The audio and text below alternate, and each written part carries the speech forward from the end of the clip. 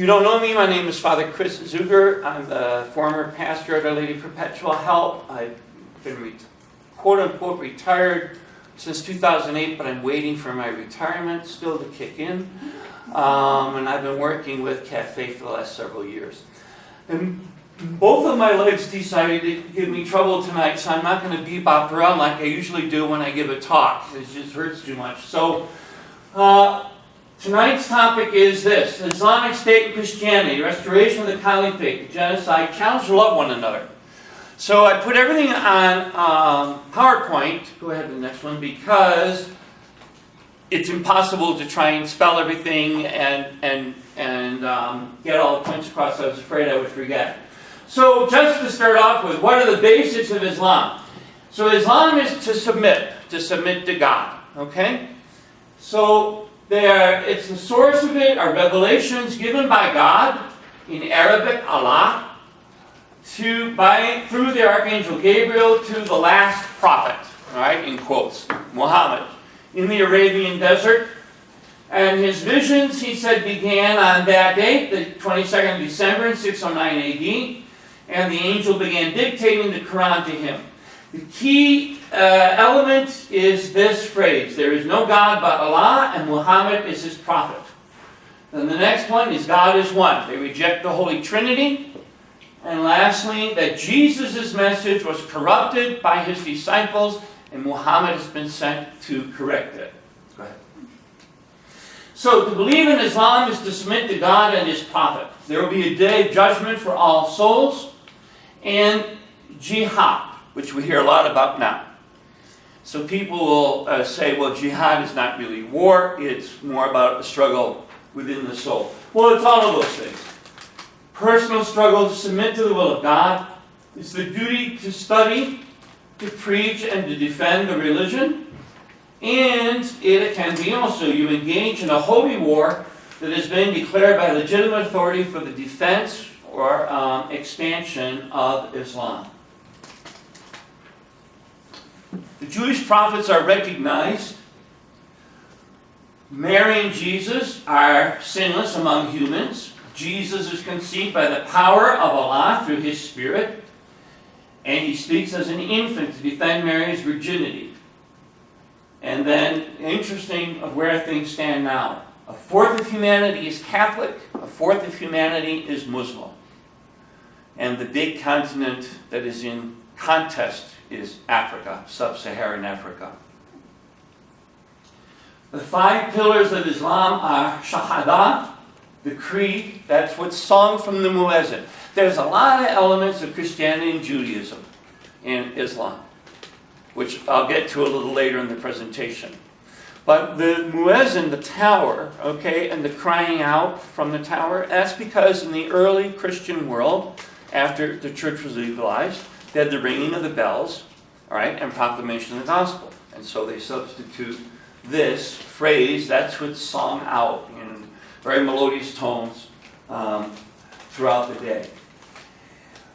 And then Salah, which is prayer, that you must turn to Mecca, that's the new spelling of Mecca, Islam's holiest city, to offer the 5 daily prayers at dawn, noon, mid-afternoon, sunset, and evening. And again, that's when the early Christians would stop to pray throughout the day.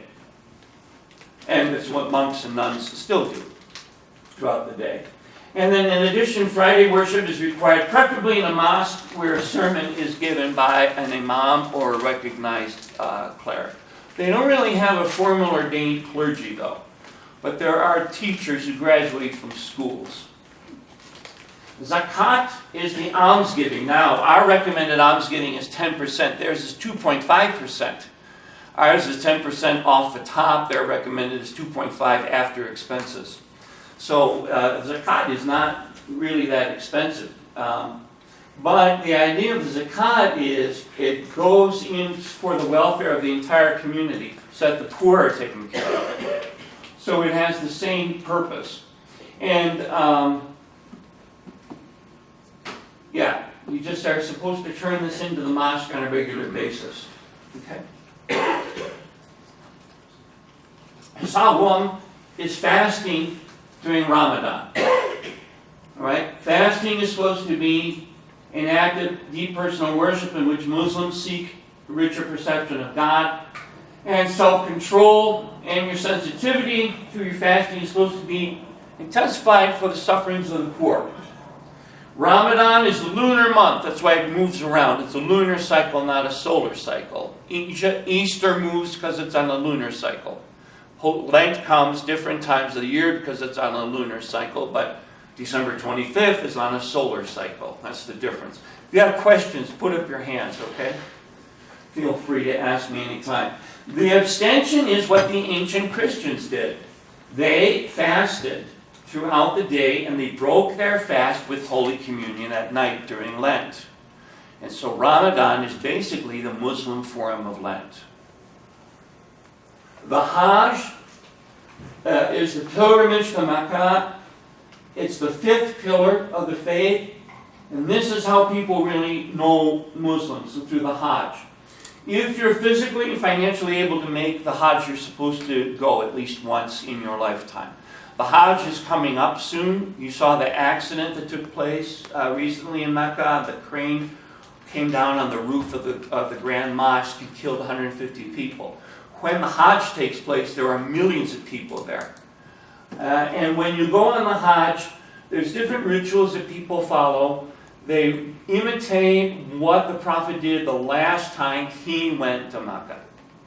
So all of the things like stoning the devil, circumambulating around the sacred rock in the middle of the Kaaba temple, all of those things are things that Muhammad did the last time that he was there.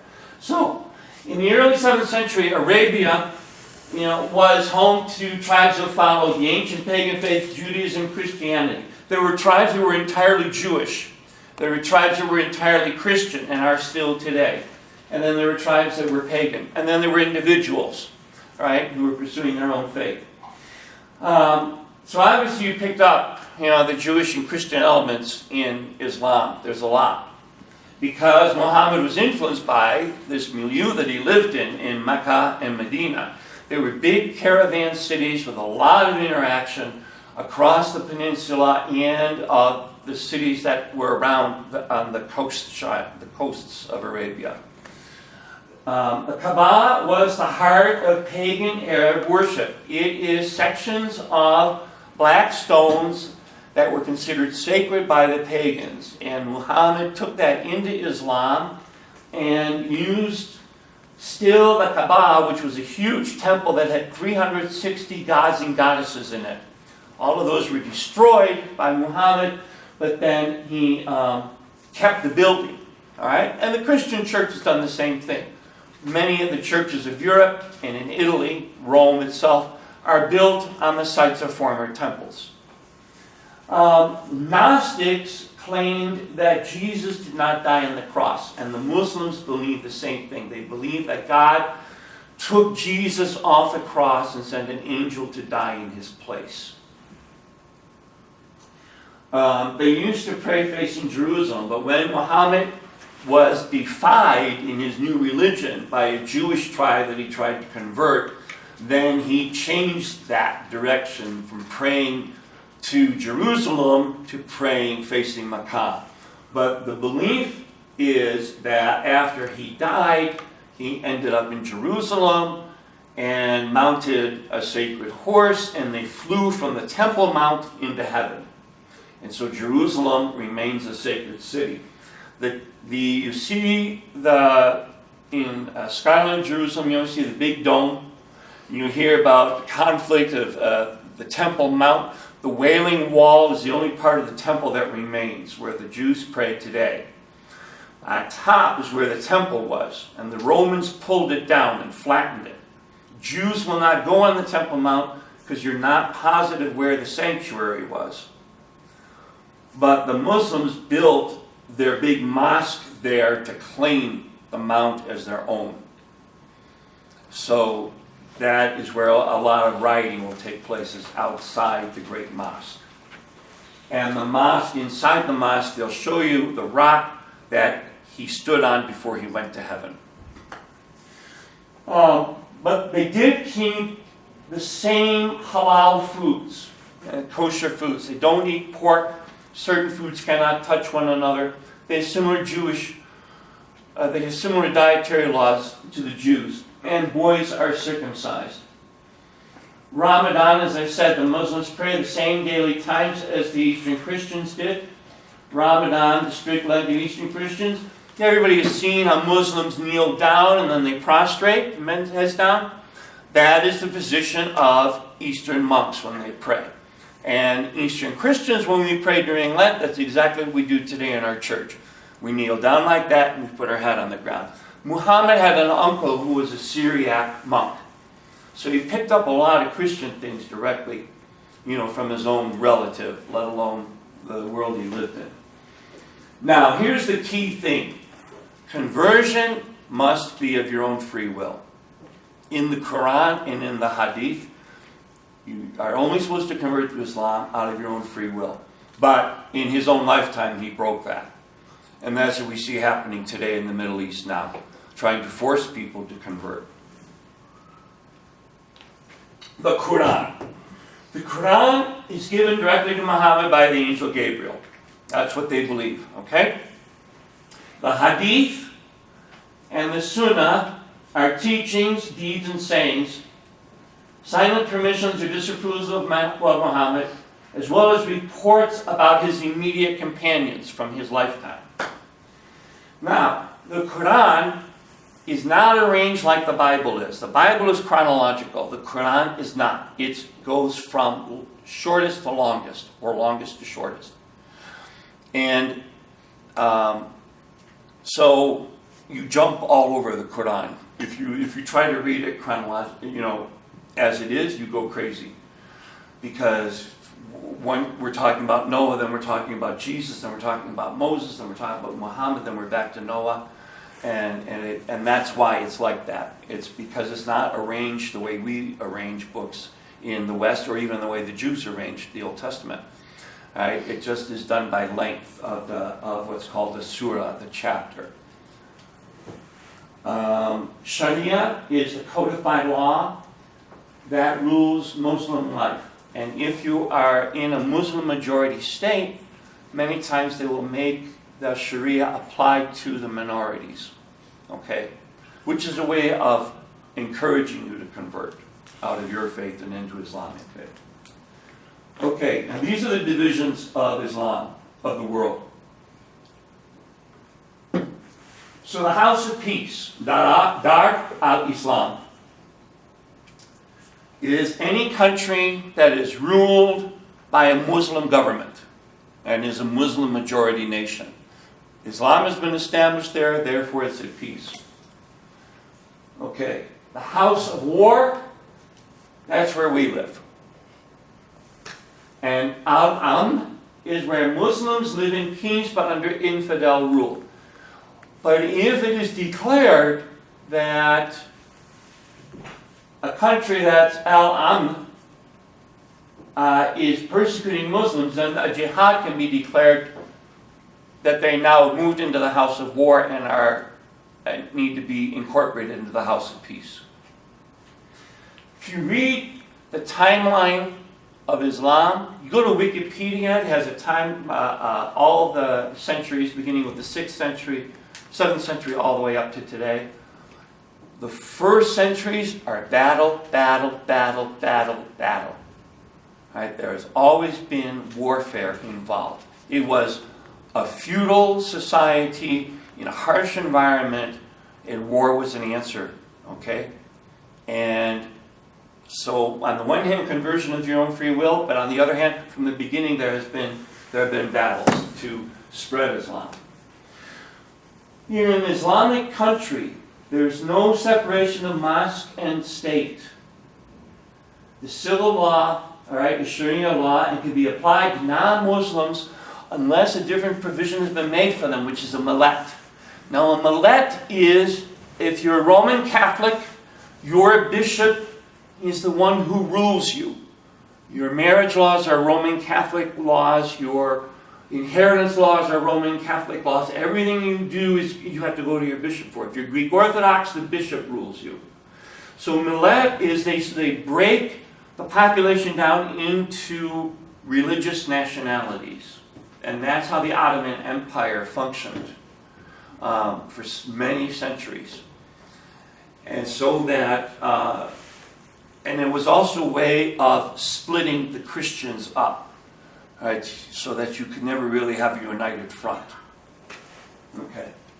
So, he gets the Quran, he starts to preach, his preaching is rejected, he flees to Medina, gets support in Medina, and goes back to Makkah, and from that time on are the wars to conquer Arabia.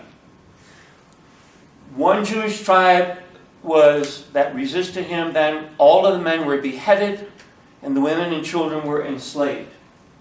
The next Jewish tribe that resisted him was allowed to leave. They were besieged, and they said if he let them go, they would leave the territory completely. And that ultimately became the choice for the Muslim armies to deal with the Christians. Hijaz is the very center part of Arabia, is the province of Hijaz. But the Hijaz Arabs now live in Israel because they were a Catholic tribe that emigrated. And they live in southern Israel because they had to leave the territory of Arabia. And eventually the decision was made that because the Quran was revealed on the Arabian Peninsula, no Christians or Jews should be allowed to live there. And of course paganism that simply was obliterated. So Christians and Jews are people of the book. And people of the book come under a certain status.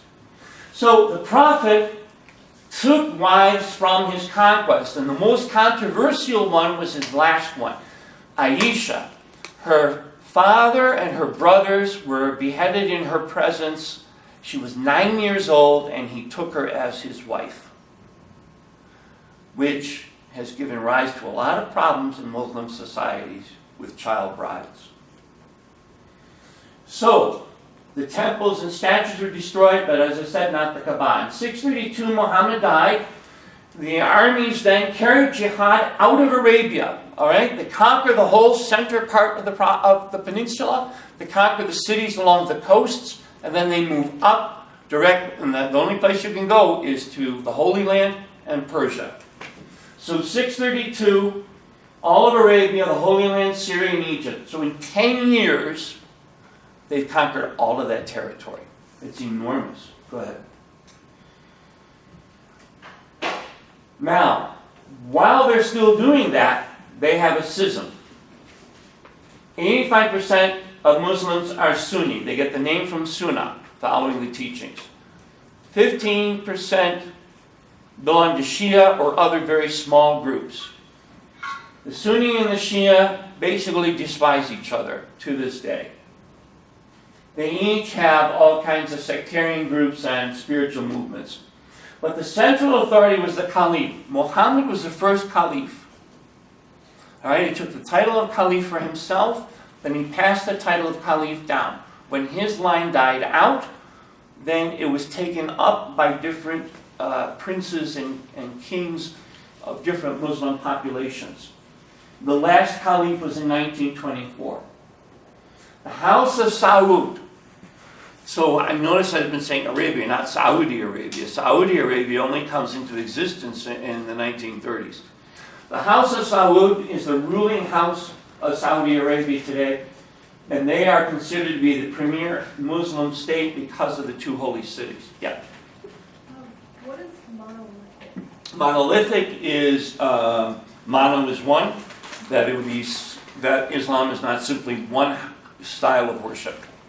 That you have the Shia, and then you have other smaller sects that come out of it. So it's not just what we see. You know, it's easy to look on TV and think, well, everybody must worship the same way in Islam, and they don't. Okay, that's monolithic. Just like Christianity is not monolithic. Okay, good. Okay, so the guy who leads ISIL is now claiming that he is the restoration of the caliphate. So when he declared himself a caliph, that was very important. He's claiming that he has the spiritual authority of Muhammad to declare for all Muslims. Okay. So Sunni versus Shia. Iran. And then all along here, in Kuwait and the major Gulf states, these countries all have Sunni royal families, but a Shia majority. So their thrones are rocky, especially now, with all the trouble that's taken place in the last few years. And then the Shia over here, where a large population emigrated into Lebanon, which was founded by Maronite Catholics. And the Shia moved there, they were the poorest peasants. And they've now grown to be a real powerhouse. And in Syria, Assad, who rules in Syria today, is an Alawite Muslim, and which comes out of Shia Islam. It's a very small population out of all of Syria. That little group has been ruling the whole country, dominating it. But Iran, which was the Persian Empire, that really took to Shia beliefs. It blended well with Persian culture. And you see over here in Afghanistan, the population is split. And then this goes off into India. Sunni and Shia do not like each other. You don't have, like we would have, interreligious dialogue or interchurch dialogue, say with Protestant. You have a Protestant assembly and a Roman Catholic diocesan group speaking to them. They don't do that. They don't talk like we do to one another. And this is why. The Sunni, follow the Sunnah, they revere Muhammad, the most of the prophets, and they followed his father-in-law as the caliph. The Shia claim that Ali, his son-in-law, was the true leader of Islam, as the true imam, which is a teacher, and caliph. Ali and his son, Hassan, were murdered. And then his other son, Hussein, and his family were killed. And since then, the Shiites emphasize martyrdom and messianic hope for the coming of the 12th Imam. This is what Iran looks for now, is the 12th Imam. There have been 11 recognized Imams in Shiite Islam. The 12th Imam was said to have disappeared and will return before the end of the world. If you see pictures of Shiite Muslims, men going through the streets, whipping themselves, and the blood is running down on Ashura, it's because they're mourning the death of Hussein and his family. So to them, it's a very immediate betrayal. That's why they don't talk to one another. Okay? So, Dhimmi. Dhimmi, are protected. For the privilege of being protected, you pay jizya, which now ISIL is claiming from these people that they have dispossessed and unemployed 10 ounces of gold a year for the privilege of remaining in the village where they've lived since 5000 BC. That's what you have to pay. The tax can vary under different governments. Jizya was abolished when the Ottoman Empire, in the Ottoman times, in the 19th century. They brought it back. So, in this protected state, these are all the limitations. The idea of Jews wearing a star, that comes out of the dhimmi status, where Christians and Jews had to wear a special mark on their clothing so that a devout Muslim would not rub up against them. They can only ride donkeys, they cannot ride horses, they cannot have weapons, which is why Christians cannot defend themselves. They've had no training in weaponry in most Muslim countries to this day. They're not allowed, if they are allowed in the army, they are not allowed to ascend very far. Generally forbidden to reach high positions, but in the Golden Age they were able to do that in several of the Muslim dynasties. And this is a big problem. Restriction on construction of buildings of worship. In most Muslim states, it's a tortuous process to repair an old church, and even more tortuous to build a new church. Now, the Gulf states have been allowing construction of churches for all the foreign workers who come in. Enormous churches that hold 10,000 people. And the governments have allowed that. But now ISIL has said that for those Christians who remain under their control, which are very few, but when they take over new areas, these new villages, they even now put a limit on the sound of people's prayer. Muslims should not have to hear the praying of Christians inside their churches. And limits on bells or showing of crosses. So the fact that, when they took over all these places in Iraq and Syria, and they've been knocking the crosses off the tops of the churches, that shows you what things are like in Iraq and Syria. That things were, although neither country was a great country to live in, Christians were in a decent position, at least, in the last 50 years, as opposed to what it is now. So this is how far Islam spread. It doesn't show up that good. I thought it would do better in the color. So the whole peninsula and up to here and into Egypt was conquered within the first 10 years. Okay? And then Iran, the Persian Empire, fell to them, and then across North Africa. All right? The Maghreb. And then they crossed the Straits of Gibraltar and conquered all of Spain. This is where Tours is, deep in France. It's not in the Pyrenees Mountains, it's deep in France. They cross the Pyrenees, and they're stopped by Charlemagne at the Battle of Tours, the famous Song of Roland. Had Tours fallen, had Charlemagne been defeated, then they would have gone right across, and our history would have been markedly different. At one point, a Saracen fleet landed on the coast of Italy and ordered the Pope to actually pay jizya. That's how strong they were. So that this eventually becomes the Mediterranean Sea. Now here's the Roman Empire. The Eastern Roman Empire held on to Sardinia, Sicily, Lower Italy, and then all of this territory. And there's a gradual, steady push against what is known also as the Byzantine Empire. Is where we get the Byzantine right from.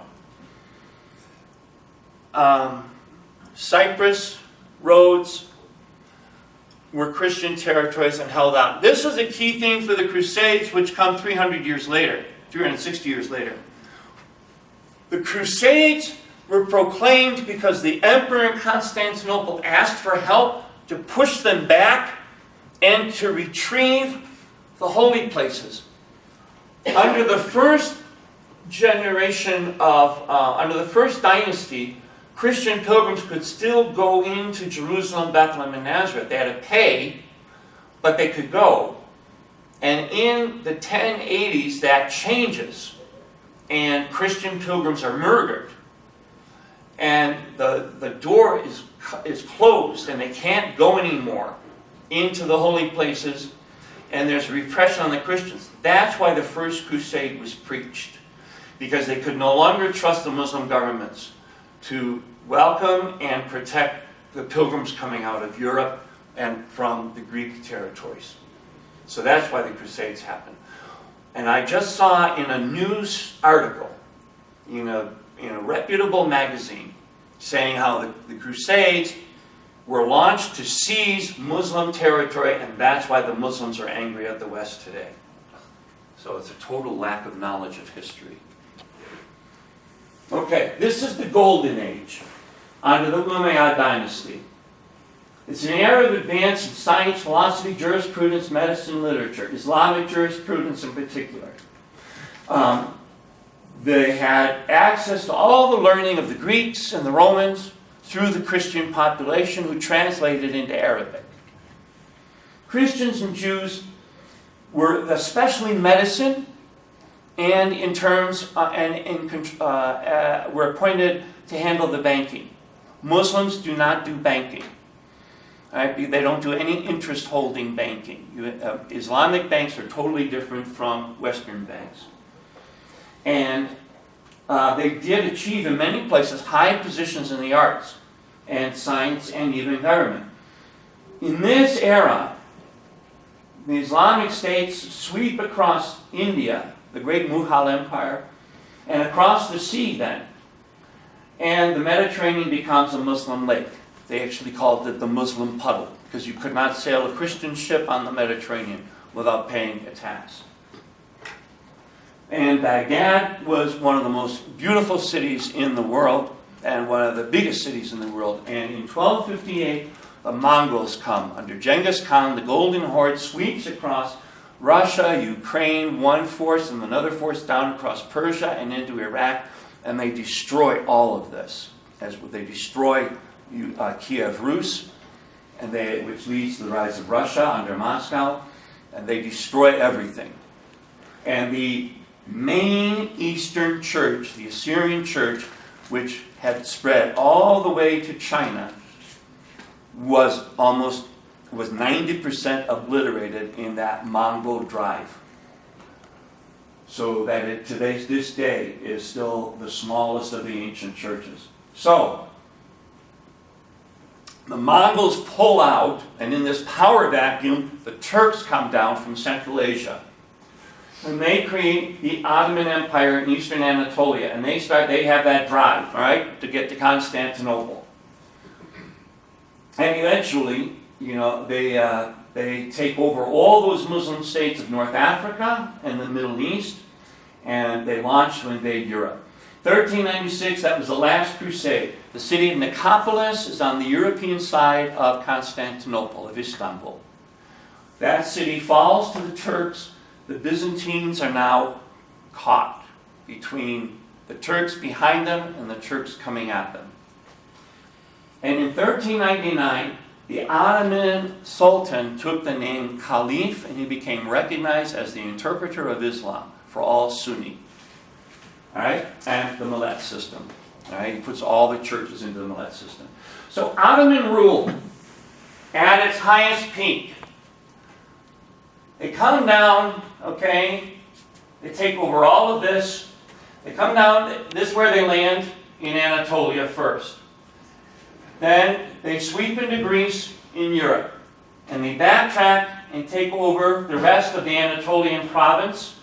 And then they backtrack again and they conquer these Muslim countries. Okay? Of course, Baghdad is in ruins. There's not much resistance there.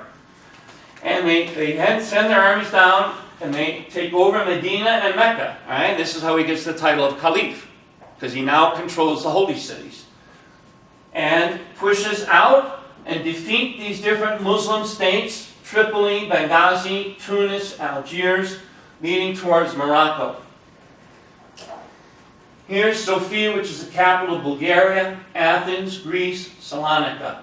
Prizren is the capital of Kosovo. Right? You know Kosovo from your history, very recent history. All right, which is next to Serbia, Belgrade. Constantinople falls in 1453. After that, the drive across Europe gains strength, and they push up and over this way towards Kiev. They defeat the Khan of Crimea, and he becomes a vassal to them. Central Europe, Romania, Transylvania, Serbia, Hungary. All of Hungary falls, and in 1683, they reach Vienna. Okay, go to the next one. All right? It took 600 years. In this, they ruled for 600 years rather. Now, notice the date of the Battle of Vienna. On September 11th, they took the weeping icon of Our Lady of Mariapoch, a Byzantine Catholic icon, around the walls of Vienna. They do one last prayer service, and Prince Eugene of Savoy and the Prince and King Jan Sobieski, this is their great attempt. This is the only way. If they lose this battle, then that's it, because the way is open to Poland and Germany. And they win, to everyone's surprise, including theirs. And in fact, this is where we get coffee from, because the Turks run so fast they leave their provisions behind. And this fellow who had braved the lines 3 times and had gotten out of the city 3 times to tell King Jan Sobieski from Poland, yes, Vienna still holds.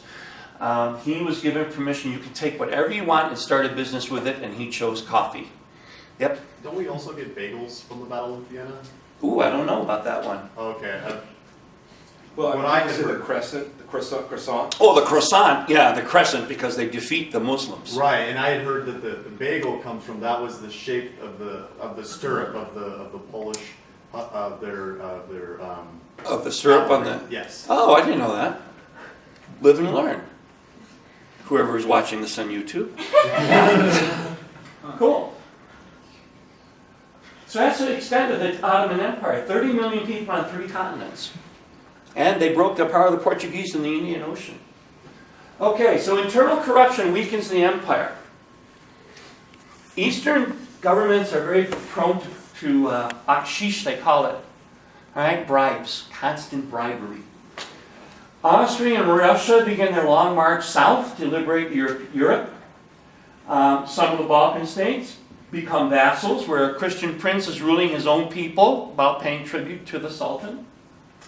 And then in the Near East, the Christians who have been really pushed down under this, they start to come to life again. They have a revival. In the 19th century, the 3 great powers, France for the Catholics, Russia for the Orthodox, and the Britain for the trade rights. It's a nice plug for Britain. Yeah. British, yeah. They started intervening, which is actually bad for the Christians, because then this will lead to the big genocide, because when the Christians are then associated in the popular mind with foreigners, and that lasts to today. So the empire falters, the Balkan states either gain their independence or they get more autonomy. Britain takes Egypt and Cyprus, Russia takes Crimea and the Circassian homeland, Austria occupies Bosnia, and 1 million refugees move into Turkey. The Christian schools produce well-educated professionals. Muslim schools emphasize religion and Arabic. They wouldn't let their kids go to Christian schools until the last 100 years of our time. And so, seeing their country collapsing, they start to look now for Western learning to improve their country. In 1856, the Christians are granted full legal equality under foreign pressure, but this never really takes hold in the countryside where most of the people live. The reform movement of 1839 to 1876 was to save the empire. All right, that was their goal, to save their country. And to create a civil political life, which means political parties voting, kind of a democracy, and moving the Sultan from being an absolute ruler towards a constitutional monarchy. In 1876, there's a reaction to that. And 20 years later, there's this enormous massacre of the Armenians. 300,000 people are killed. And the Western powers again intervene and put pressure on Constantinople to liberalize. And in 1908, that comes back. But in spite of that liberalization, Austria takes over Bosnia. Serbia and Montenegro get their full independence. There's a tremendous massacre in Bulgaria, and they get their independence after that. And this is the surprising thing. In 1914, 25% of the Near East, what we call the Near East and Middle East, which is all Ottoman Empire, 25% was Christian. And half of Constantinople was Christian. It was a huge city still, nearly 2 million people, and half of those people were Christian. World War I breaks out. The Turks side with the Germans. They want to push against Britain, which is advancing from the east out of India against them, and because of the loss of Egypt. And during the war, when the Russian Empire invades the Ottoman Empire from the north, the Turks they decide that the Armenians will betray them because of that association, okay, of Russia defending Orthodoxy. And they start these massacres. And in 2 years, they wipe out 1.5 million Armenians. And in another 500,000 Christians are killed by the end of 1922. So they destroy the most ancient Christian populations outside of the Holy Land and Mesopotamia. The Sultan abdicates, the Caliphate ends on that day. Turkey is a complete republic by then. The Turkish-Greek War, after World War I, they go to war with each other. The 2 million Greeks are expelled from what we now call Turkey. They are driven out of their homes, dating back to the time of Homer. Greater Armenia was almost completely destroyed. The survivors moved down to Syria, which welcomed them. And the USSR conquered East Armenia. That's what we call Armenia today. It's a little fragment of what Armenia used to be. And the Muslims really look now to the West to imitate the West in order to move forward. Okay. Political parties is what ISIL hates, right, as un-Islamic. Political parties in the Near East become secular. Near East includes Egypt. Egypt does not belong to North Africa. Egypt really looks to the Near East, okay? Often with Christian leadership. The Ba'ath Party, the famous Ba'ath Party, before Saddam Hussein took it over and gutted it, that was really a pan-Arab socialist party with a heavy Christian component in the leadership. To move the Middle East toward being secular democracies with Muslim religion, Christian minorities, but secular. So there would be separation between mosque and state. The Arabic nation at this time includes anybody who speaks the language, which includes Christians and Jews. And at this time, there were still large Jewish populations in all Muslim countries of the Middle East.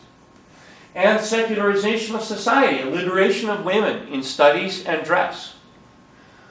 Sciences and foreign languages are taught more, and Muslims are able to go to Christian schools and secular schools funded by the Americans. And study abroad, foreign teachers in their schools. Socialism, they thought, was the big answer to their problems, and the big promotion of democracy. So what went wrong? The shift back. In 1948, the United Nations partitions Palestine, and we have Israel, all right, and the West Bank under Jordan. The Arabs invade the 1948 war. They're going to drive the Jews into the sea. Israel wins. And as punishment, then the Jews are driven out of most of the Arab states. And they flee to Israel. The sexual revolution of the West in 1968 through the 70s, that was completely rejected as being abhorrent to their standards.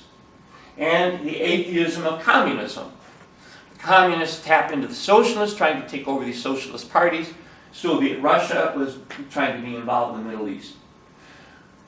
The Western self-contempt that took place in the 60s and 70s, where we punish ourselves for being wicked and we've imposed colonialism and white male supremacism on the planet, as the West rejects Christianity and atones for the sin of its own cultures, then the Muslims do the same thing. They reject the West at this time period. The Iranian Revolution erupts. The Shah is overthrown.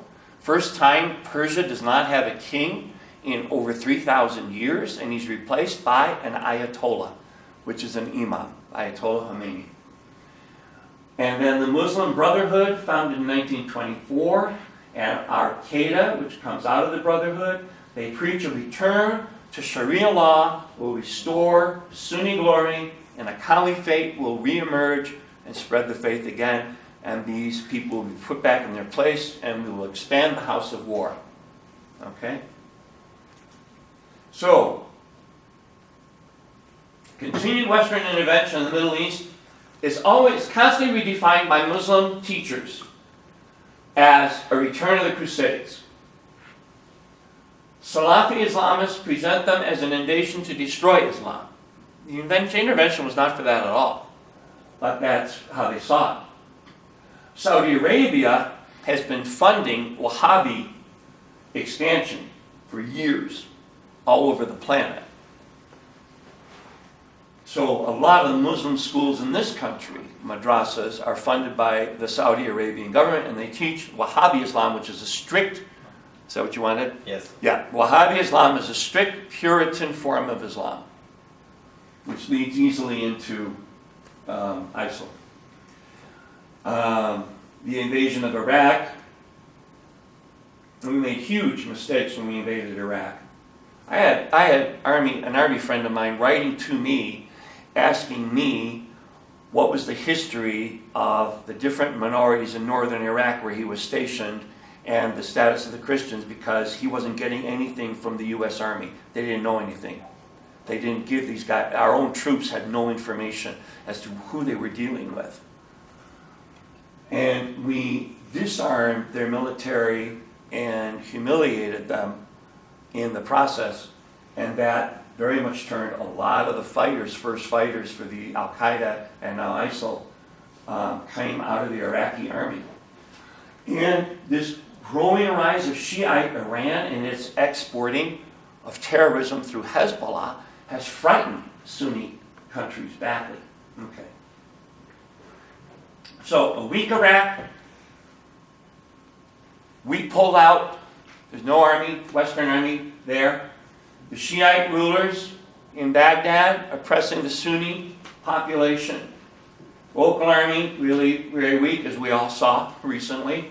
All right? A great fertile ground for propaganda. Assad, as I said, is an Alawite, ruling the Sunni majority of Syria. In the Arab Spring, rather than step down, as he was encouraged to do by the great powers, he decided to entrench himself and hold on to his power, which led to the civil war. And then the Muslim Brotherhood was voted into power in Egypt and started to impose Sharia law on a country that has been secular for about 3 generations now. And that led to the uprising against Morsi and the return of the generals. And then the Salafi jihadists. Go ahead. Salafi is a school inside Sunni Islam that is very devout, but also gets carried away to extremes. They took the idea of jihad and made it into war, and violence is justified so as to restore the true worship of the one true God. Their definition of the one true worship of Sunni Islam. They overthrow the sheikhs who worship oil. That's the Gulf countries. And they reject the Muslim Brotherhood as being too liberal. Strict interpretation of the Quran, the Sunnah, and the Hadith. And this is a new thing. They said it's legal to declare a Muslim outside of the faith who can then be executed. A Muslim who they declare is a bad Muslim no longer is a Muslim, therefore he can be killed. Because in the Quran, apostates can be killed. If you leave Islam, you can be killed. They declare that you have left true Islam, now you can be killed. And that's what they've been doing. So they have grown proportionally 50% in that amount of time in Libya and Syria. And they co-opted the civil strife originally in Syria, pushing for democracy, now to overthrow a heretic with his Shiite supporters from Iran. Ijtihad is independent reasoning of law. They reject that. Bid'ah, innovation without root in Quran. How do we deal with scientific innovations that are not spoken of in the Quran? That's bid'ah. They reject that. Taqlid, following a scholar who has taught you. No, you can't. You have to question the scholar and see if he is following scripture. He's a fundamentalist. Shirk, anything that might deter from worship of God. Shirk originally meant pagan gods, but now it means Western learning. It can, like Boko Haram in Nigeria. It can mean television. It can mean satellite TV. It can mean books. It can mean a lot of things now. So what's in the name? These are all the names that have been used. Somebody said to me recently, he said, President Obama never says ISIS, he says ISIL. He's probably trying to dress it up better. And I said, no, he says what they're pushing for, because the Islamic State in the Levant, okay, now go to the next slide and you show that that's the Levant. That's a lot of territory. So when they call themselves ISIL, all right, so they've gone from being Islamic State in Syria and Iraq to, and see where it ends? At the Gulf. So that's their goal, is to take all of that territory and retrieve it for their version of pure Islam. Okay, The church. Arabs, Parthians, Medes, Elamites. We hear that every year on the Epistle of Pentecost Sunday. But these are the people who founded the church in what we call Iraq, Syria, the Arabian Peninsula, Mesopotamia, Persia. The Medes and Parthians and Elamites were from Persia. St. Peter went directly to Antioch, we know. He left his wife and children there. The family remained there. And to this day, they live in the region of Antioch. And their last name in Arabic means child of Peter. And they remain Christian to this day. Bartholomew, Thomas, and Jude. Thomas sailed out of the Gulf to India. But he's credited with evangelizing in the southern Mesopotamia. Bartholomew and St. Jude preached in Iraq and Iran. And then their disciples. So the church there is from the get-go. Syria is really a source of a lot of Christian liturgy, things that you have no idea in the Roman Mass, such as lifting up the host. That comes out of Syria to show the sacred. There's a lot. Syria is really the birthplace of a lot of Christian worship. Lebanon was founded by the Maronites, and that has, until recently, that's been the place of sanctuary. All Christians could go there, and then when the Shiite peasants were being driven out of the plains, the Maronites welcomed them in and took them in, which now they're getting the back of the hand for their charity. So, Eastern Christianity is really messy, and you guys don't really need to know a lot about it, but it's at least know the names, because these are the names of people that are asking for help today. In 431, it was the first big split in Christianity. Mary is Mother of God. What we just had last week with Father Scott. Is she the Mother of God, or is she only the Mother of Christ in his humanity? And the Nestorians living in Persia, they said only the Mother of Christ. That worked for them in their mindset. And that's the Assyrian church, and the Chaldean is the Catholic side of it. The Monothelicites are from 451. The Armenians, the Copts of Egypt, and the Syriac. And then, Monothelicite, are the human and divine natures of Jesus equal? Or is his humanity absorbed into the divinity? That's Monothelicite.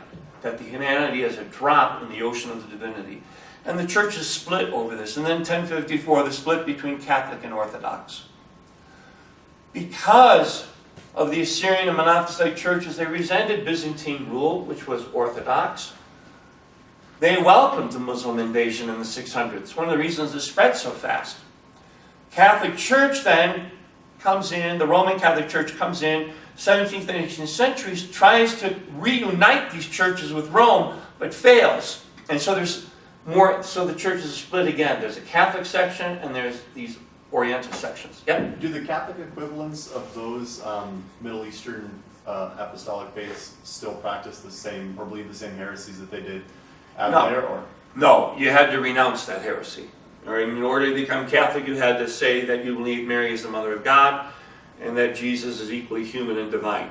The sad part of all of that fighting is this. In the 70s, after Vatican II, when we really started doing serious inter-church dialogue, and they started working in neutral languages, everybody realized that everybody had been saying the same thing, but in Greek and Latin did not understand what they were saying in Armenian and Syriac. And so everyone thought each other was a heretic, and when they really went into the writings and into the prayers, they weren't. So all of that was for nothing, which is a huge tragedy, because that enabled Islam to soar out of Arabia like it did. Plus the fact of living in separation all those times and then trying to re-establish communion between Oriental Christians and Catholics, and just a mess. And then the Latin Rite missionaries that went into that territory also converted Christians to become, they said, you want to be a Catholic? Be a real Catholic. Be a Roman Catholic. So they took them out of, not only once they became Catholic, said, you don't want to stay Chaldean Catholic or Byzantine Catholic. You really want to be Roman Catholic. And that's where most of the Latin Catholics come from today in the Holy Land in Syria, except in Bethlehem. In Bethlehem, you'll find Catholic children with red hair and blue eyes. They are the descendants of the Crusaders because Bethlehem surrendered. They didn't fight when the last invasion took place. And they said, because you were smart and you didn't fight us, you people get to stay here if you want to stay, or you can go back to Europe. And they said, no, we like it here, we stayed. So the little tidbit. Protestants came in the 19th century to bring renewal. Anglicans went to bring renewal to these ancient churches, but the Presbyterians from America and Congregationalists from Scotland, they went in to make Christians. They couldn't make Christians out of the Muslims, so then they went to the ancient churches and said, you're not really Christian if you kiss icons and have an icon screen in front of your altar and all that stuff. That's not real Christianity. You need to be like us. And that's what happens. Muslims use that division to mock Christians today. So these are the churches that are all at risk today. The oldest churches in the world. You know, people go to the Holy Land and they'll ask an Arab tour guide, and who converted you? And they said, the stock answer is no, madam. The answer, who converted you? We converted your ancestors. You didn't convert us. So these are the names of them. The Aramaic-speaking Catholic Chaldeans and Assyrians, they speak the language of Jesus. Scholars would go there to find out Aramaic words in the Bible. What does it really mean? They speak it as their daily language, but they don't call it Aramaic, they call it Christian. Because once people became a Muslim, they wouldn't speak Aramaic again. They only spoke Arabic. The Maronites, who founded Lebanon, and then the Greek Orthodox and the Greek Catholics, who are mostly Arabs and Arab-speaking. They're not Greek anymore. The Armenians, Catholic and Orthodox, everywhere. Anywhere you go in the Middle East, there's an Armenian church. The Latins, Arabs, and Hebrews. Jewish people in Israel who have converted to the Roman Catholic Church. And they have Hebrew Mass. And also in Syria, you find a lot of Latin Catholics. Egypt, Coptic Orthodox is the majority church, then Catholics, and then Protestants. There are no religious census in Egypt. The official thing is 10 to 15%, but the Copts themselves, by their own numbers, they figure they are actually about 1/4 of the population, which is why there's no religious census in Egypt. Protestants, foreigners, and then converts, like I said. This is the interesting one. Converts from Islam. They are on the hit list of ISIL and Iran. They are underground. They worship in houses. Their clergy are underground. They can only public Protestant churches of Arabs really only exist in Lebanon. Anywhere else, it's a complete underground movement. And they themselves say that in Iran, they're growing at the rate of 20% a year because of people being disillusioned with the Islamic Revolution. And then the Gulf states, hundreds of thousands of foreign workers. They bring in many thousands from southern India, which are the Thomas Christians, Catholics and Orthodox, and then a lot from the Philippines, Roman Catholics. And all of the Gulf states now have allowed churches to be built.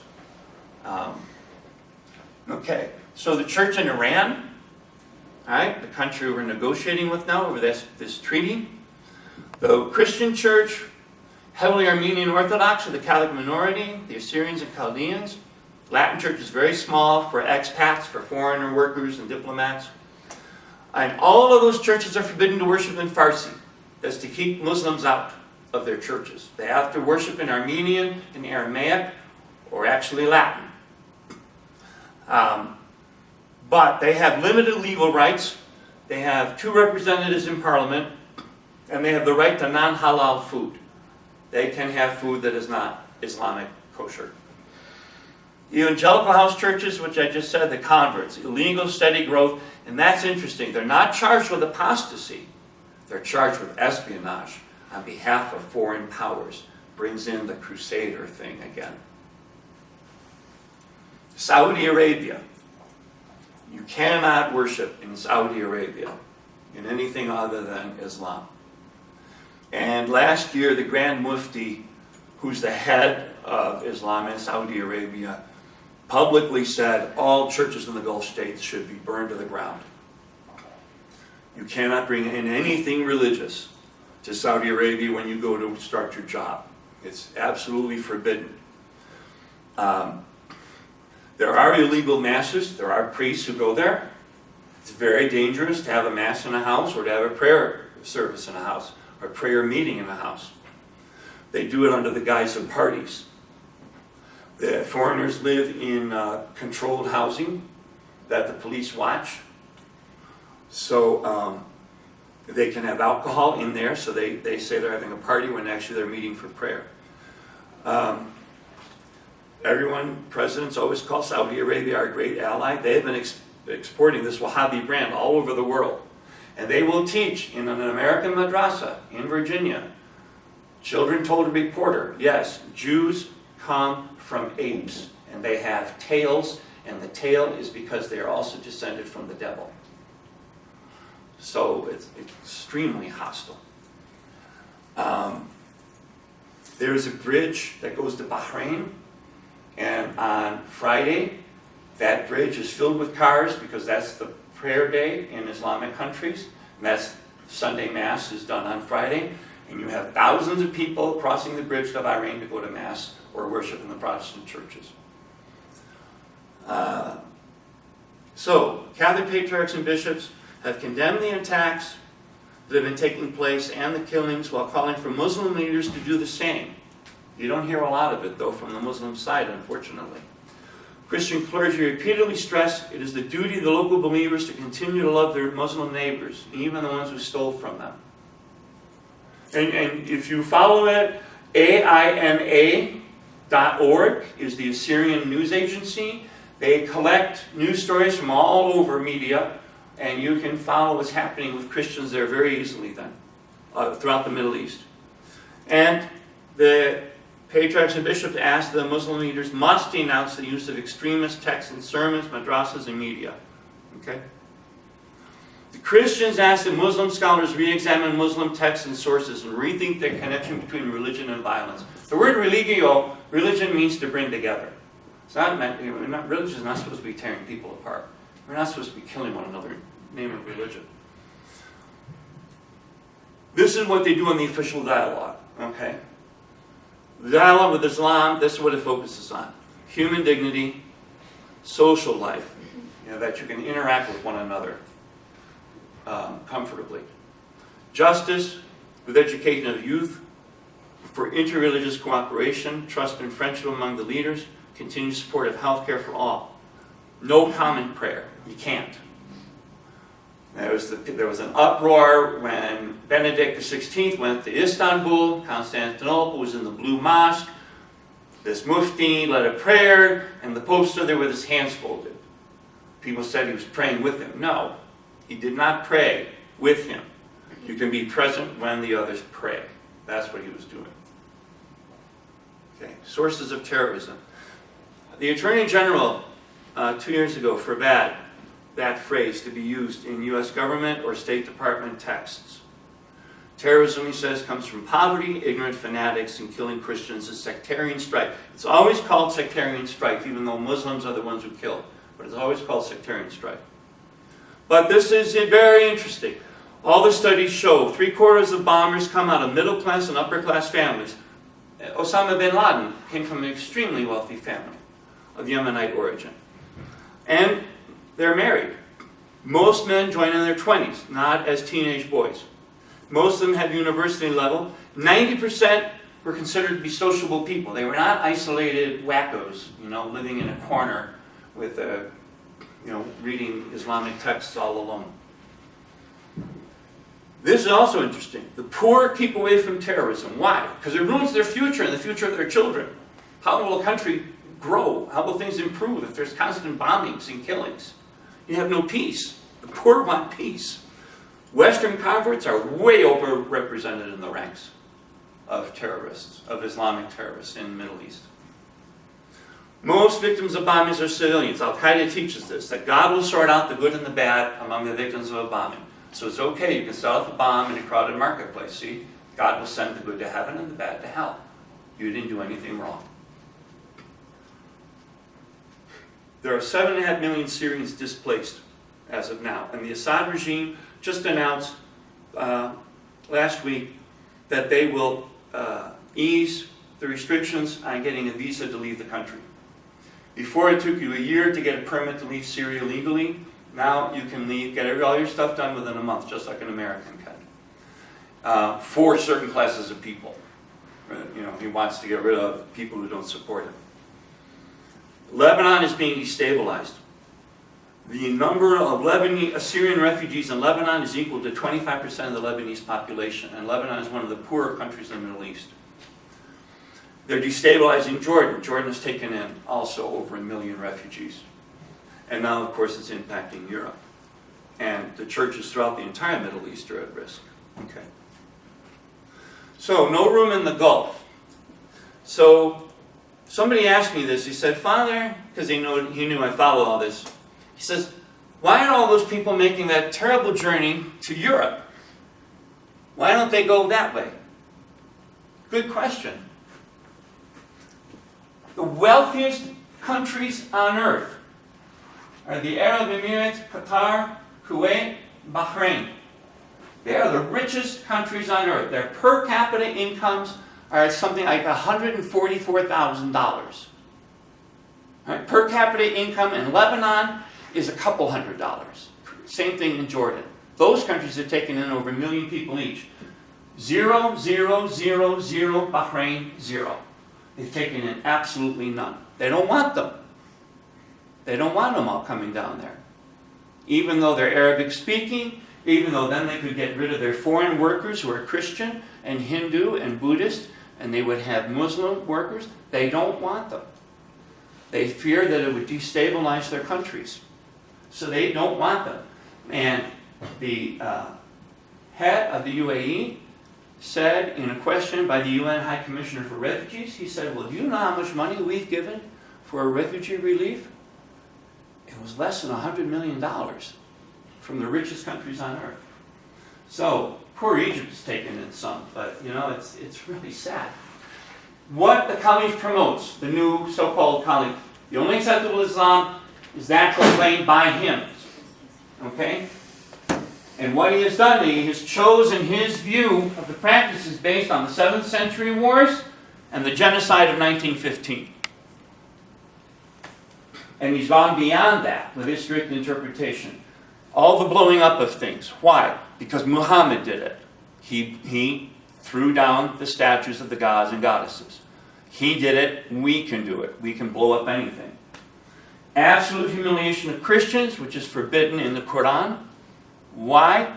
Because I know the true interpretation. Enslavement of women and children after killing the men and older boys. He has said that when you kidnap people, it's an act of war. Therefore, they are captives. Therefore, they can be treated like this. Christian women were never enslaved for sexual slavery in Muslim wars. Now they are, by ISIL. They now have been posting pictures of Assyrian women on the internet, sometimes with their children, with their name and how much ISIL wants for them. If their families can raise that money, great. They're all farmers. Most of these Syrians are farmers and small shopkeepers.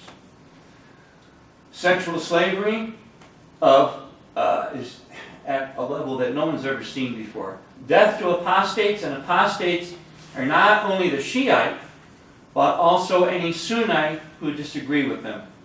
And he has actually said that the Shiite are to be slaughtered, which would be hard because there's 10, 15 million of them. Imposition of heavy jizya, taxes that you just can't pay. Death to Israel. And then this, an obsessive literalist interpretation. While blowing things up like the Palmyra Temple, anything that's small, they sell on the black market because they know they'll get money from rich collectors in Europe, in Japan, and North America. So they have no problem selling that. If you saw on CBS, 60 Minutes, a couple weeks ago, they dug up entire mosaic floors and have been selling them on the black market. from Roman times. And then, of course, the oil, and then death to heretics. Okay. This is what ISIL is fighting for, and most Americans don't know this. So you're privileged tonight. Because he takes one extremist reading, a little town of Dabiq in northern Syria, the Ottomans won this great battle there in 1576. There is one saying from someone in the much later Middle Ages. A Roman army will come to free its people taken hostage. 1/3 of the Muslim army will flee, 1/3 will die as martyrs, 1/3 will lead to victory in Constantinople. So they'll go back, see, as a religious capital. The Dajjal is the Muslim Antichrist. Will be defeated. Jesus will return, break the cross, absorb the Christians into Islam, and the Mahdi will rule a Sunni world of peace until the last judgment by Allah. And guess who the Mahdi is? The new Caliph. He's declaring himself to be the Messiah. Okay. Is there another? So, we are Rome. Their magazine is called Dabiq. You can see it on the internet. There's another hadith that says Jesus will return east of Damascus, unite with the Mahdi, and they will defeat the Dajjal together. Then Jesus will rule. So Abu Bakr al-Baghdadi is thought by many to be preparing to declare himself the Mahdi. This has happened before. There's been a lot of Mahdis in Muslim history, but they've always been defeated. And they've always failed. The Dajjal is the U.S., the West. The Dajjal? No, the Dajjal is a person. Okay, The Dajjal is the actually a Antichrist person. to that. Yeah, it's like our Antichrist. So there's no Muslim Vatican. That's where you can have all these conflicting things. You know, there's the Al-Azhar University in Cairo, but that's no longer taken as the source of Muslim learning. Okay, so that's where Dabiq is. Way up above Aleppo. Aleppo used to be the second biggest city in Syria, and now it's all ruins. So Dabiq, that's where the battle's supposed to take place. Okay. So, to pray for peace in the Middle East, obviously needed for all of those purposes. First, end of the slaughter, end of the persecution. You know what's interesting is a lot of Christians don't want to emigrate. When I tell people that, they say, why don't they want to leave? And I say, well, would you leave? We're a little more mobile in this country, but even so, it would take a lot to make you move, to leave everything behind like these people are doing. So you know it's terrible. People only leave everything behind under tremendous pressure. And one of the fears that the Christians have is that their ancient churches just won't make it in the diaspora. Because they've already seen it. That people who emigrated in peacetime and have opened parishes, they only have half or less of their actual population going to church. The others have assimilated into Roman Catholic or Eastern Orthodox or Protestant or even nothing. And of course the language disappears quickly, and customs disappear. Their whole way of life is at risk.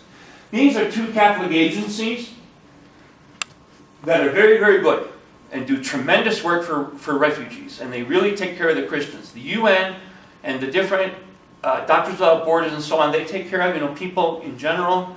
But the Christians don't always get taken care of. They fall through the cracks. Especially if there's local Muslims organizing the relief. They'll direct it to Muslims first, Christians much later. So Kanewa, Catholic Near East Welfare Organization, and Church in Need, Aid to the Church in Need. They're both pontifical. They're both recognized by the Holy Father. They're papal charities. Wonderful places to get money to send money to. Just write it down and share it with people. Send it out in an email. Somebody wants to do a bake sale at their church sometime, at your parish. Send the money to one of those places. They will love you dearly for it. Why is it important for Christians to stay? Why not just leave there and let it be a homogeneous Muslim society? Even the Muslims don't want that, except the radicals. Because you get stagnation, culturally, and what we've seen, fundamentalism. Saudi Arabia has had no Christians for centuries, and they've produced this Wahhabi school. Non-Muslims are the ones that run the best schools, the hospitals, take care of the disabled. They give you the scientific approach to agriculture, to improve your farming, for illness. And with their presence, you have a more liberal society. In Islam, you do not take care of orphans. Orphans cannot be adopted. And if old people do not have family, they're out of luck. Islamic charities are limited, waqaf. They're very limited. And they are afraid of people who are born crippled, mentally retarded. Babies that are born like that, they don't want. Blind, they don't want. Any kind of a handicapped child is not wanted. They are kept in a back room, and the mother, is under terrible pressure even by her own husband to get rid of them. So the churches run these orphanages, especially for children like that, who are born with any kind of a disability. The schools, the majority of students in all the Christian schools in the Middle East are Muslim. And they get Muslim catechism separately. Christian children get their own catechism. But being exposed to that world, being able to sit next to a Christian and know that they are not the spawn of Satan. To sit next to a Jew and see there is no tail. Which Israel is very good at this kind of thing, for mixing the children together. It's incredibly important. It encourages a better worldview. It encourages a healthier way of looking at life. And the Salafists don't want it. The West Bank Christians are leading. They're down to 2%. In 1948, they were nearly half the population in many places. Bethlehem was an all-Christian city in 1948. Nazareth was 75% Christian. And these towns now are much smaller in Christian population. Why? Because they're caught between the Israelis and the Palestinians. The wall of separation Israel has been building many times cuts through Christian-owned land. Israel declares security zones to take over farms and orchards. People lose their livelihood. Tourism is down. They rely on Christian pilgrimage because a lot of the Christians are craftsmen, olive wood carvings, mother of pearl work. That all comes from Christians. If the war is not stopped, that's what's going to happen. They're going to disappear. And this is the worst part. They truly feel the world powers have left them all abandoned. Go ahead. Why? Sweden is bitter cold. Syria is not cold. More Syriac Christians live in Sweden than Syria. More Maronites outside than in Lebanon. More Syrians live outside Iraq than inside. Right? Moderate Muslim states want the Christians to stay, and they are asking the great powers to provide a protected zone for Christians and to stop bringing in weapons. That's where we're mad at the Russians, opening bases now in Syria. They said they're doing a base for their ships in the Mediterranean. But they also have bases in the interior where the Mediterranean doesn't go. They're going to bring in more weapons. And really, the great powers, Britain, France, have lost their Christian faith. They're not really Christian countries the way they were 100 years ago, or even 50 years ago. And they really don't seem to care about saving the Christians. And now, I saw this recently, that now that the Christians in Iraq are getting very afraid because the ones in the north lived in Kurdistan. In 1915, in the genocide, the Kurds turned on their Christian neighbors and killed them. And they're very afraid that if there's too much pressure on Kurdistan, that the Kurds will get tired of hosting them and massacre them again. So this is the Patriarch Louis Raphael Sacco. He's the head of the Chaldean Catholic Church. And this is a prayer that he's composed that he sent around the world to Chaldean parishes and asked people to pray for. So, why don't we say it together for them? Lord, the plight of our country is deep, and the suffering of the Christians is severe and frightening. We ask you, Lord, to spare our lives and to grant us patience and courage to continue our witness of Christian values with trust and hope. Lord, peace is the foundation of life. Grant us the peace and stability that will enable us to live with each other without fear or anxiety, with dignity and joy. Glory to you forever. That's the end. So, any questions? I bombed you with a lot, I know. Yeah, and then you. My first question is there a way like I could get this PowerPoint? Because that was a lot of information. I don't Yeah. know how much I actually remembered. How would I do that?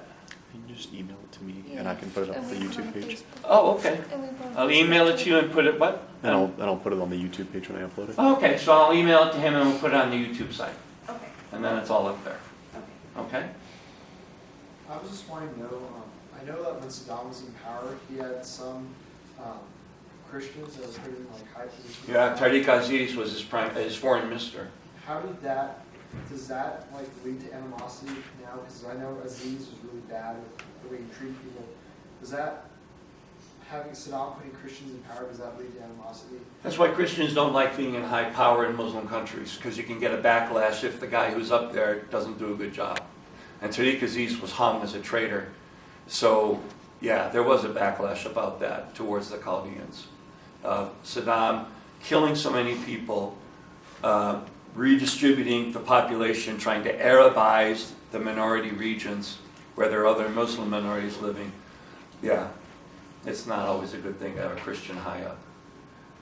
Father Chris, you said a long time ago that there were some Christian militias. They just started, Christian militias, just started. And bringing in the Kurds have encouraged the Christians to form a militia and that they would help train them. And the Christian militias get help from some of our veterans that fought in Iraq and are heartbroken at seeing this happen after all the sacrifice and blood. There's a number of American veterans that have gone to work with the Christian militias. Now, a lot of Muslims are worried about giving Christians guns because they don't like Christians having guns. But in Iraq, there was a tradition of Christians being allowed to serve in the lower ranks.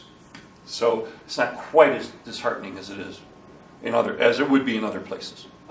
With Russia's recent establishment of bases and military expansion into Syria, I've heard it said that a lot of the Russian Orthodox are characterizing it as their crusade. Is that a consensus? Do you think that's shared throughout, or is that just sort of a popular perception of it? I think it's a perception at the level of the patriarch, working hand in glove with Putin, establishing those bases and giving Putin a religious reason, a religious blessing to go there. Putin didn't go down there to save the Orthodox of Syria. If he did, he would have really gone in there. He's going in to support Assad, because Assad was a client of the Soviets. Which has gone on for forever, basically. Yeah. Syria's been a Russian ally. It's been a Russian ally since after World War II. Forever. So, in popular Russian mind, I don't think so. Because you know what the popular Russian mind is worried about? Their own Muslims. They're worried about their Muslims being radicalized, as they were in Chechnya and Dagestan, where the Tsarnaev brothers came from, who did the Boston bombing. That's what your ordinary Russian is worried about. That the Muslims living further north, all right, in the center of Russia, along the Volga, that they're worried about those people getting radicalized. Yeah. Okay. I tried to wrap my head around the Crusades, and what I've gathered is kind of sparse, but I was wondering if you could explain to me how the Muslim thought process on the Crusades comes entirely from anti-Catholic propaganda that was made by British people and brought to Muslims. So the only thing they know about the Crusades is what was given to them on like anti-Catholic stuff. No, what they see the Crusades is they conquered the Holy Land. Mm-hmm. Therefore, they have a right to rule it forever, because it is now part of the House of Peace.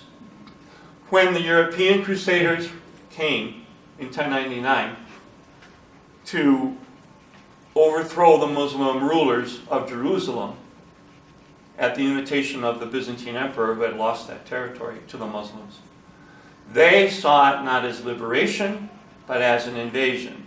And they continue to see it as invasion. So that if you want to whip up Muslim feeling quickly, you say that a foreign army is coming as a crusade army to destroy us. The original crusades were not there to destroy the Muslims. Their goal was to liberate Jerusalem, Bethlehem, Nazareth, and establish an outlet to the coast. They got involved in politics and went further north and liberated Syria as well. Okay? So then, in their books, how they've taught their children is, when they came, they had no business coming back. What they don't tell their children is, oh yeah, by the way, the reason they came back was because our Muslim government there was killing people when they got off the ship and enslaving them, and that's why the Crusades were preached. They leave that part out. But it's really easy, even in Pakistan. They'll say that the Americans are there with the drones as a crusader army. Because all the West is seen as being Christian, and they still think that Western governments are oriented towards Christian faith. And they still think that if you're a Christian, it must be like a Muslim. For a Muslim, there's no split between church and state, so they figure it must be the same for us in the West. They don't get it. That doesn't resonate with them at all. Okay? Yep, better? Yes. Okay. Yep. So you mentioned that one of the points of contention that led to the militarization of Islam was the rejection of communist atheism. Does that tie into the Soviet occupation of Afghanistan at all? Oh boy. Yes. When they went in and they overthrew the king, and when they went in and occupied Afghanistan, they brought in the full force of atheist propaganda as it had been in the Soviet Union for 60 years, and threw all of that into this very pious medieval society, and blew their minds really, and was a tremendous shock to them, tremendous. And they took our help, for the Mujahideen armies. They took our help in order to drive the Soviets out, but not in order to let us in. They wanted their country back. Right. Yeah, so very much so. That was a horrible shock to them. Yes? So do most Muslims follow by the Quran? Do they live by the Quran? All Muslims believe in the Quran. Okay? Depends on how devout you are, of how much you do. Your average American Muslim will go to mosque on Friday, eat halal food, keep Ramadan, and believe, the 5 pillars and the basic points. That's your average American Muslim. And that would be your average Muslim throughout the world. Okay? But the Quran does not necessarily have to lead to destruction of other people. All right? It's there as a book of faith. The problem is what comes up in interreligious dialogue to Muslim leaders from Christians and Jews. Well, they don't really talk to Jews, but from Christians is you need to work on these texts in the Quran and explain that it does not have to be a war. It doesn't have to be a war. Or does it? And that's the question. For Muslims that have emigrated, they haven't emigrated to France and North America and Latin America and South Africa to bring Wahhabi Islam with them. They wanted a better life for their children. They wanted a life like I just described.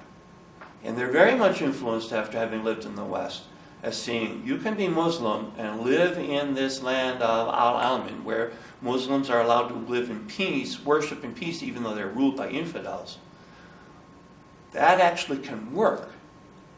And a Wahhabist or Salafist doesn't want it. They want everybody to be Muslim or lower than Muslim. Okay? All right. Is that it? Mm-hmm. Okay.